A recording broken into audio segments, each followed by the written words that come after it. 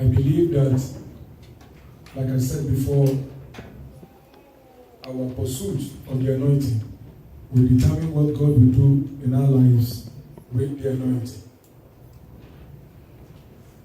We give God praise for everything.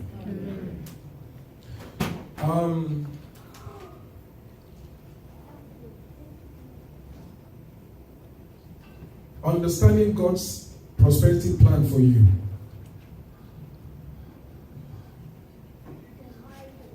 Let me start this way. When you look at the book of 2 Corinthians chapter 8 verse 9. 2 Corinthians chapter 8 verse 9. I want your heart to be attentive and sharp. I'm going to be ministering for less than 40 minutes and I want you to receive it. 2 Corinthians chapter 8 and verse 9. The Bible said something that, to me, proves that God has you in his mind when he was planning prosperity. Like I said earlier today in church, the Bible is a book of prophecy. It has been written before you were born, before I was born. It's like the prophecy of God for you. However, you don't enter into the fulfillment of that prophecy until after you give your life to Jesus. It is after redemption that you enter into the prophetic purpose that God has for you. I believe everyone that is listening to me right now, you are born again. You are a child of God. That means you have entered into God's prophecy for your life. Because you discover that the word of God is a prophecy. How do I know? When you read the Bible, you discover many a time that what the Bible said you are supposed to become, when you look at your practical life, you are not yet who God said you should become. For instance, the Bible will say, be angry but sin not. But many of you, when you are angry, you will break down the wall. That means, even though God said that you have the grace to be angry, but you are not supposed to be sinful, but you find yourself not yet doing what the Bible says you should be. And that will make you to know that, okay, this is the prophecy of God for me. This is how God wants me to live. But now I can see that my life is not yet conforming to what God said I should be. And that is when you begin to use the word of God in prayer. I call it, then you begin to wage war with prophecy. The prophecy of what? The prophecy of what God has said concerning you. When many of us, most of us, when we give our life to Christ, we discover that we still struggle financially. But look at verse 9. For you know the grace of our Lord Jesus Christ. And talking about grace, the book of Titus said, the grace that brings salvation has appeared unto all men. That means as far as God is concerned, that grace is already given to you as a believer.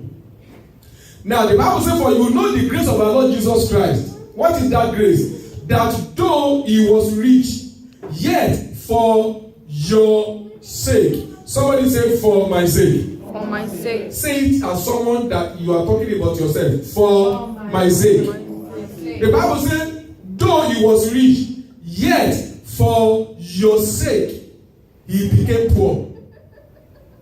Hallelujah. Amen. For your sake he became poor.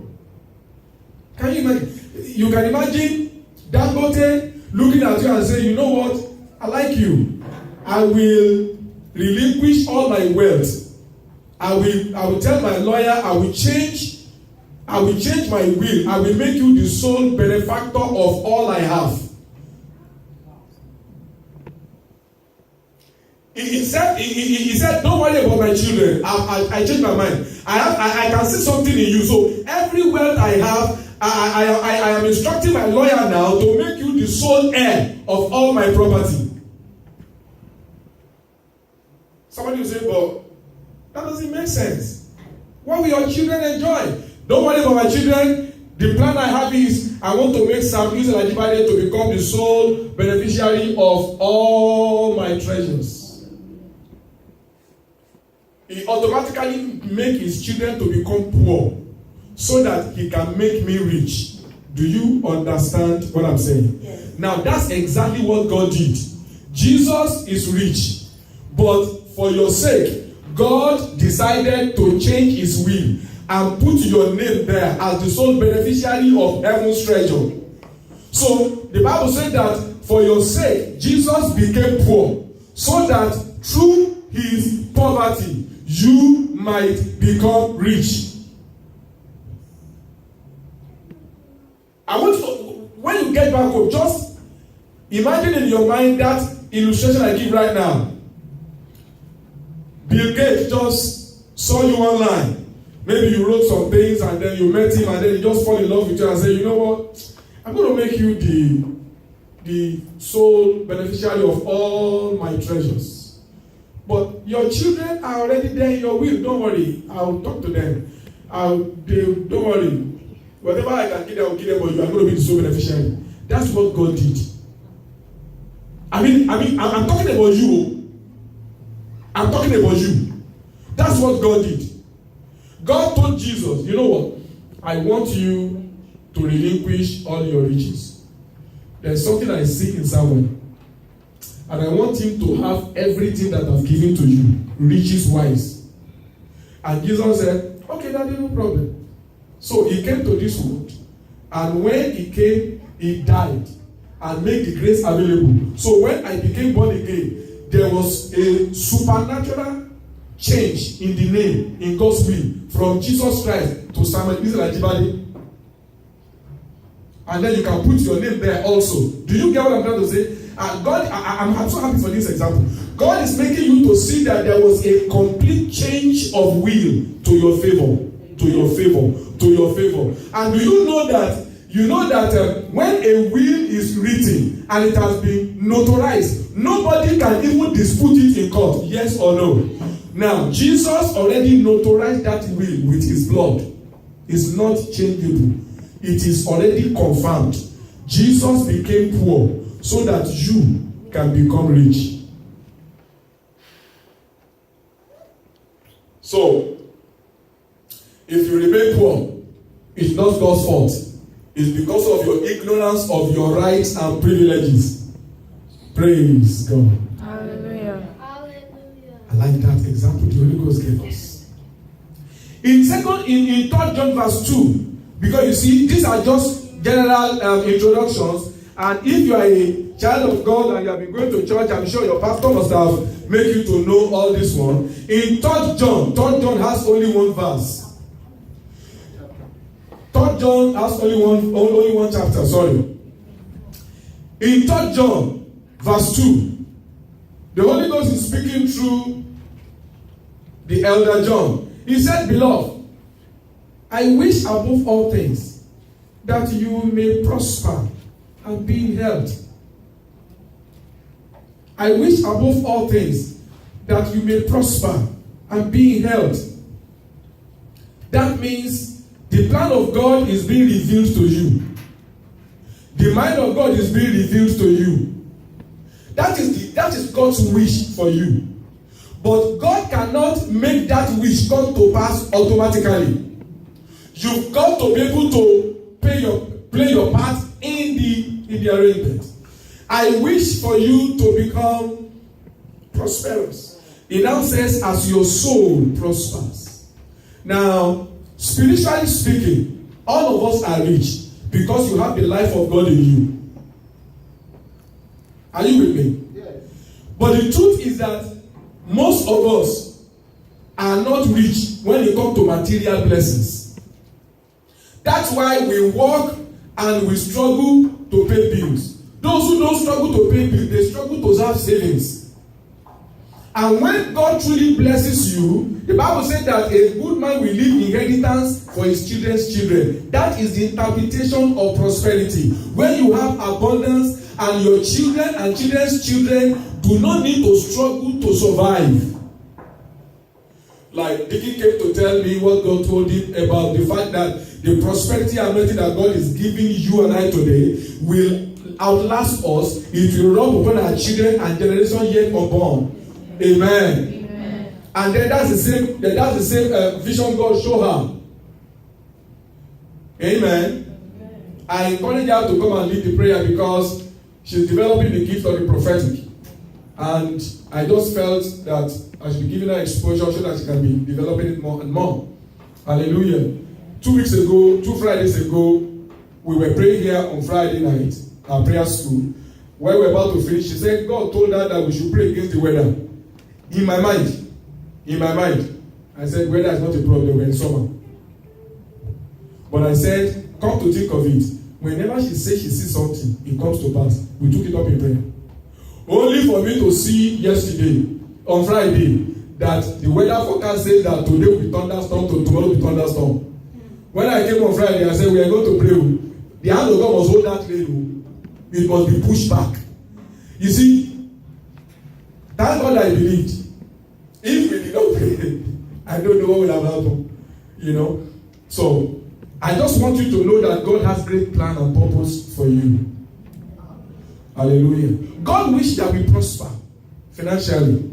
But let me go straight because I have constraint of time. When I was thinking, praying, asking the Lord, what is the area you want me to cover? Because when somebody see this thing, they will think, they will talk about money. Even me, I thought I was talking about money. But as I was waiting upon God, every scripture was not clicking, and I was in the spirit, what am I supposed to preach? And then he said to me, Psalm 1. And there's a way God talked to me. Because when he spoke to me and said Psalm 1, by the time I write Psalm 1, the way God used to tell me when I finish my message, I would just see E-N-D. End. I said, Psalm 1? He said yes. So I wrote Psalm 1 down, and I said, okay, let me just put 1 or 2 scriptures to add it to it. So let's go to Psalm 1. That's what God told me is the secret He wants to reveal to you. Amen. Hallelujah. Amen. Let's go to Psalm 1. Let's go to Psalm 1. I want us to read from verse 1 to verse 3. Because I believe God will cause a supernatural turnaround in your life today. Amen. I just believe.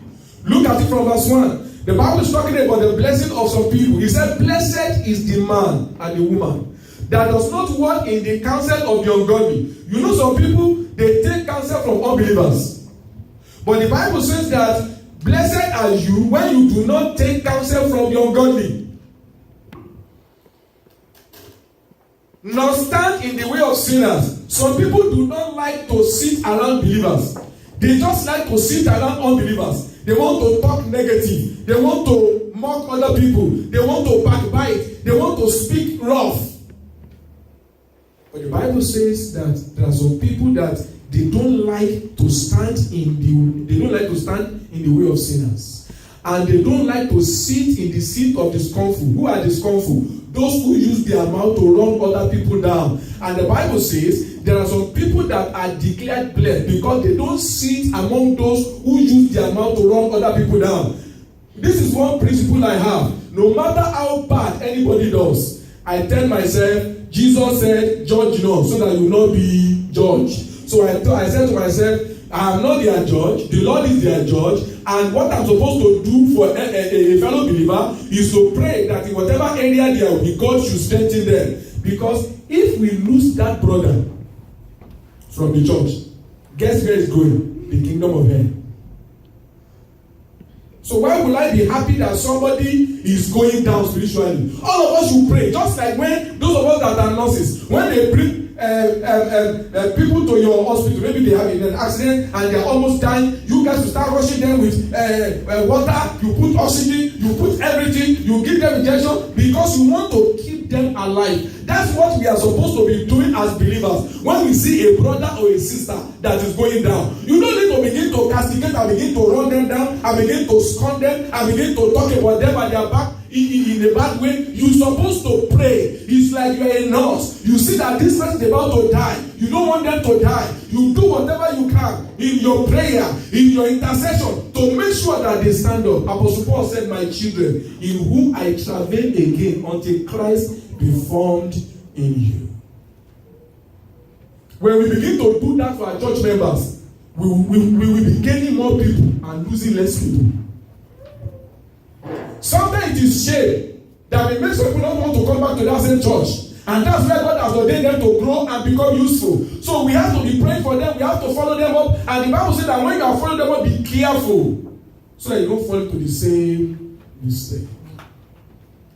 But look at what the Bible says in verse 2. He's talking about the man that is blessed. He said, but his delight is in the law of the Lord. God is telling me to tell you that it is not the work you do that determines your prosperity, but your stand with God. He said, but his delight is in the law of the Lord. How do we know? And in God's law does he meditate day and night. That means he thinks about the word of God. When he looks at the environment, he looks at them with the eye of the Bible. What does the word of God say concerning what is going on right now? What am I supposed to do concerning what is going on right, according to the word of God? He always reads the word of God. He always thinks in the word of God. He uses the word of God as his thinking faculty. He uses the word of God as his spectacle to look at life. The Bible says, such people, verse 3, the Bible says, they shall be like a tree planted by the rivers of water, that bringeth forth his fruit in his season. His leaf also shall not wither, and whatsoever he doeth shall prosper. Whatsoever he doeth shall prosper. Whatsoever he doeth shall prosper. Whatsoever he doeth shall prosper. It's not the work, it's the blessing. Whatsoever he doeth shall prosper. The Bible says that he shall be like a tree planted by the rivers of water. Even when there is no rain, when there is no dew, any tree planted by the rivers of water always bring forth their fruit in due season. Their leaf does not wither. Why? They are properly positioned to where they will receive nourishment. And we are being told here by the Holy Spirit that if you want to continue to prosper for the rest of your life, you must never forget that the word of God is the rivers that you must be planted beside. Begin to think with the mind of the scripture. When you are looking at your work, look at that work with the mind and the eyes of the scripture. When you want to take a decision, always ask yourself, what does the word of God say concerning what I want to do? This is what I always tell myself. If Jesus were in my shoes, when I first started practicing this thing many years ago, the only way I can practice it successfully was to always ask myself, if Jesus were in my shoe, what will he do now? And if you can apply that to your relationship with your spouse, with your friends, with your neighbors, at work, the Bible says, whatsoever you do shall prosper. Whatsoever you do shall prosper. Whatsoever I do shall prosper. I want you to open up your heart and let God interpret these words to you. Whatsoever you do shall prosper. If you are a fashion designer, you will prosper. If you are especially in bill making, you will prosper. If what you do is to make gele for people, you will prosper. If you are involved in all those people that do decoration for women face, you will prosper. If your job is to make clothes, you will prosper. If you make shoes, you will prosper. If you are an internet engineer, you will prosper. If you are making deliveries, you will prosper. Do you know what prosperity means? Bearing fruit continually forever. Once you enter into that anointing, my brother and my sister, God will make sure that another opportunity will always open up, because he that is faithful in least is faithful in much. God is a progressive God. He will make you to move from one level to another. And you may not even need money. It may just be God's favor that will give you connection. And before you know it, boom, boom, boom, things begin to move. Hallelujah. Let's check another scripture. James chapter 1. Once God told me that the secret of prosperity that he wants to reveal to us is in his word. His word. Meditation and obedience. That's what I write down in my notes. Then I said to myself, let me just buttress again James chapter 1. And let us read verse 22 to verse 25.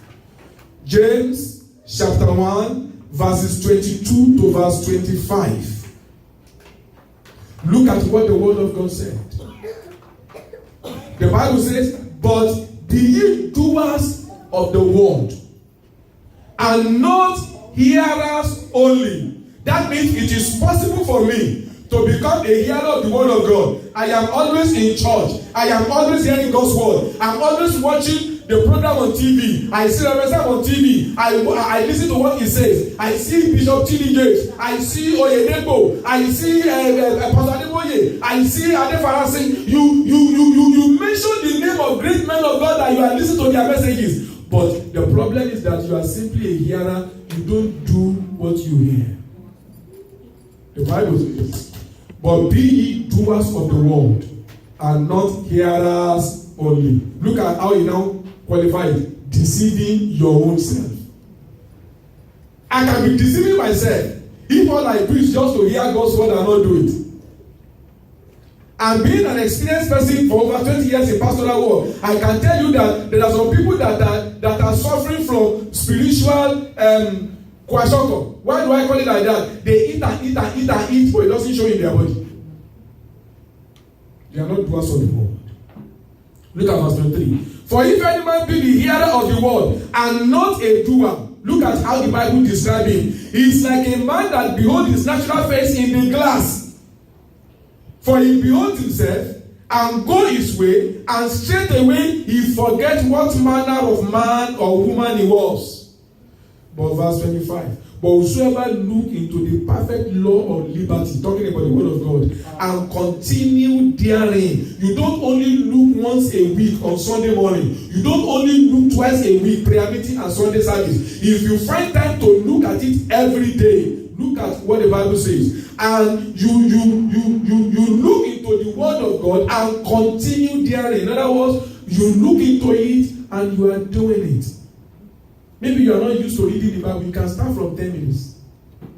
It's only in this country I can hear that pastors are encouraging people to read the Bible for 10 minutes. To me, 10 minutes, 10 minutes. 10 minutes is gone. They say, you can start your prayer line from 5 minutes in a day. I said, 5 minutes? 5 minutes. Our opening prayer is 10 minutes. Sometimes I have problem managing 10 minutes. And they say, you can pray for 10 minutes in a day. That's the beginning. Let me tell you, it's a poor beginning.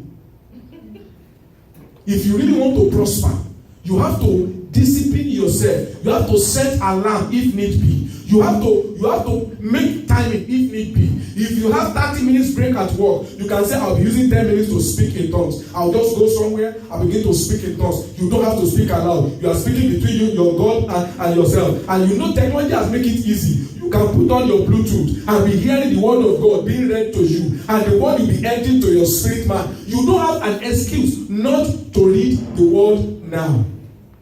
You know how I grew up? When I gave my life to Christ, my father, my mom, and 7 children, all of us stayed inside 10 by 12. That means when you cut maybe this place into, maybe cut into 2.5. That's how 12 by 10 is. That's the room where all of us stay. About 4. You see now? That's the room where 9 stay. In our house, the TV is on from morning till night. The radio is on from 5 in the morning till night. And I have to pray. I have to read the Bible. That's why I now have to develop myself that despite any noise, if I want to pray, I will pray. Despite any noise, if I want to read the word of God, I will read the word of God. Because in my house, it's noise every time. So I have to tell myself, sometimes if I want to pray, I will take small chair. I will go beside our house. I will sit down there. Igabo, Sere, Tentekebo, Kalaba, Andaluma, Yereo, Saba. Father, thank you. Ingabaha, Etukama, Elikabo, Sekere, Ishata, Indabo, Silaba, Elika, Bolama. Sometimes I will go to to the decking of our house. I will lie down there in the evening. I'll be speaking in tongues. You can't be watching soap opera every time I pray. You have to give something up. Sometimes if I see the environment is too noisy, I develop myself in some strange ways. I will put on my t-shirt. I will put on, I didn't have too many clothes anyway. I put on my knicker and I'll begin to tread. And I'll be doing, people will say they are jogging now. Me, I'll be praying and walking. Ikala, Sonto, Rabo, Shandere, Kibaya. So what I used to do is I put it to toothpick in my mouth.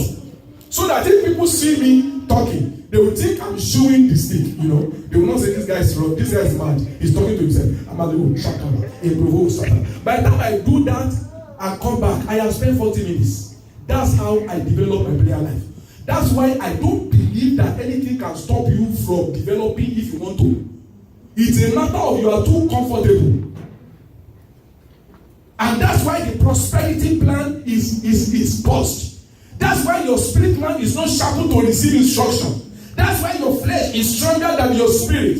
Because when you feed your flesh, you watch YouTube. You listen to CBC. You listen to your friends. And then you go to work. And then you talk. Even when nobody wants to hear you, you keep talking. And instead of you to just spend that time and start meditating, if it is just a verse of the scripture, you'll be building yourself. And as you build yourself more and more, you are keying yourself into the category of the tree that is planted by the riverside. And God said, that is an eternal key to prosperity. This scripture says,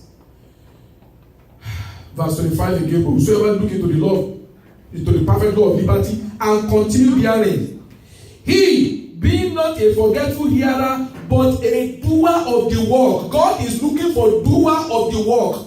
God, because the word of God will give you a work to do. The word of God will give you a work to do. Say with me, the word of God, will give me a work to do. Say it again, the word of God, will give me a work to do. The word of God will always give you a work to do. There will be something God gives you. And the Bible says that when you are that person that is not a forgetful hearer but a doer of the work, look at what will happen. This person shall be blessed in his deeds.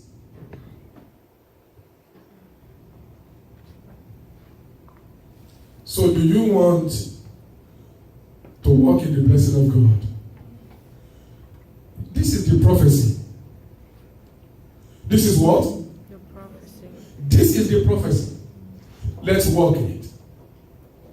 It's so easy. Let's walk in it. Hey. It's so easy. Let's walk in it. I feel a strong anointing on me. It's so easy. Let's walk in it. I'm showing you the principle of the word of God. You can see it by yourself. Then I want to now ask you a question as God is leading me. He gave me permission to ask you this question so that you will be able to establish your prosperity by yourself. Look at the book of Judges chapter 9. Judges chapter 9. Let's go there quickly. Judges chapter 9. Thank you, Lord Jesus. I want us to see the parable of the trees and let us learn from them from verse 8. Judges chapter 9 from verse 8 to verse 13. I want you to see what the trees are saying. If trees can have simple wisdom to stay in their area of skill, in their area of covenant, in their area of ministry, so that they can continue to be blessed, we also should learn to do the same. Judges chapter 9 from verse 8. The trees went forth on a time to anoint a king over them. They are looking for kings. And they said to the olive tree, Mr. Olive Tree, reign over us. Verse 9. But the olive tree said to them, should I leave my fatness, wherewith by me they honor God and man, and go to be promoted over the trees? In other words, Olive tree is saying, why will you want me to leave my place of destiny just because I want to become the king over all trees? In other words, olive tree counted his position of more value than the honor of a king. If you are olive tree, won't you say, Obeniye, if I become king now, all of them will be giving me royalty. But olive tree did not look at what he will gain by that seed. He looked at how God has created him and the assignment God has given him. He said, it is by me that they honor God and man. And I don't want to lose that place of relevance. You know there are places of relevance and there's place of money. If you want to continue to prosper, you have to always learn to dwell in your place of relevance. Either in the work of God or in your profession. Whatever you have delight in, whatever you love to do, whatever you know it can help you to preach the gospel, whatever you know God is using you to do to make other people's life better, stay there. Let's go ahead. Verse 10. And the tree is okay, olive tree, we hear you. And the tree said to the fig tree, come down and reign over us. Look at what fig tree said. But the fig tree said to them, should I forsake my sweetness and my good fruit and to be promoted over the trees? I will have the honor of the kingship, but I will lose my unique identity. There's something about you that somebody else cannot do. There's something about your life. There's a gifting, there's a talent, there's an ability, there's an influence that no other person can mimic. Identify it and don't let anything take away from it. Verse 12. And the tree said to the vine, you know that the fig tree refused, olive tree refused, they went to the vine.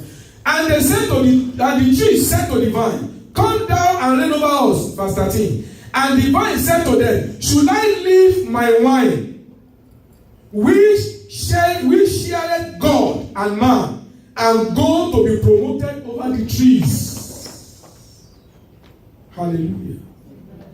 So my question to you, as we are trailing this line of understanding God's prosperity plan, is what is that thing that is unique in your life that God will bless?